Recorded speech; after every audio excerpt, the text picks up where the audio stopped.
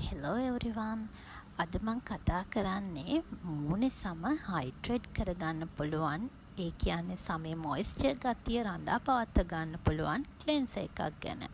shops වල කොච්චර cleanser වර්ග තිබ්බත් ඒ හැම එකක්ම යූස් කරලත් රිසල්ට්ස් ගන්න අමාරුයි නම් Cetaphil brand එකේ එන මේ gentle skin cleanser එක ඔයාටත් යූස් කරලා බලන්න පුළුවන්. මේක ටිකක් අනිත් ක්ලෙන්සර් එක බලද්දී මිලෙන් වැඩි තමයි. ඒත් මිල වැඩි වුණත් අනිත් shops වල තියෙන ක්ලෙන්සර් වලින් රිසල්ට්ස් ගන්න ගොඩක් කාලයක් අපිට බලන් ඉන්න වෙනවනේ.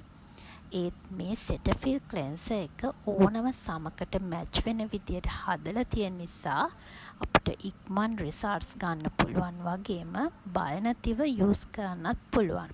මොකද මේක ඩර්මටොලොජිස්ට්ලා රෙකමන්ඩ් කරලා තියෙන නිසා. අපිට පළවෙනි දෙවනි වතාවෙදිම මූණේ සමේ ලොකු වෙනසක් බලා ගන්න පුළුවන්.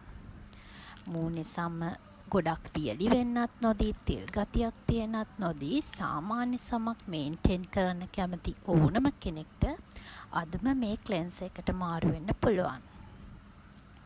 මේ ක්ලෙන්සර් එකේ විටමින් B3 වගේම ප්‍රෝවිටමින් B5 ඉන්ක්ලූඩ් කරලා තියෙනව නිසා අපිට උදේ සවස දෙකම උනත් යූස් කරන්න පුළුවන්.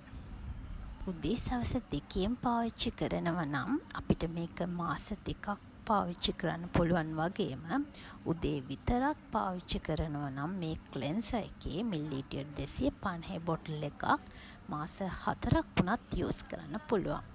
ගොඩක් හොඳ රිසල්ට්ස් ගන්න නම් මේ Cetaphil brand එකේ මෙන moisturizing cream එකත් එක්කම යූස් කරන්න උනත් පුළුවන්.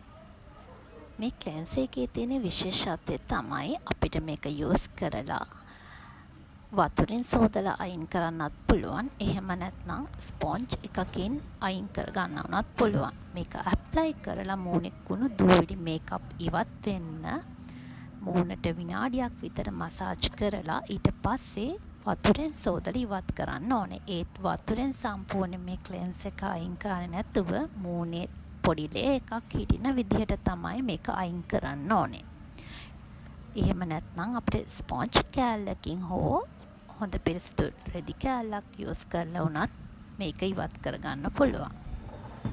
ඕනම කෙනෙක්ගේ මූණේ සම නිරෝගීව තිබුණොත් තමයි අපිට ඩේලි වර්ක් කරද්දි කොන්ෆිඩන්ට් ඇතුව මේකප් ඇතුව හෝ නැතුව ඕනම තැනකට යන්න පුළුවන් වෙන්නේ. ඒක සුපර් මාකට් වල රුපියල් 4672ක් වගේ මුදලකට ඔයගොල්ලන්ටත් ගන්න පුළුවන්. ඉතින් නිරෝගී සමක් මේන්ටේන් කරගන්න එක හිතන තරම් අමාරු දෙයක් නෙමෙයි.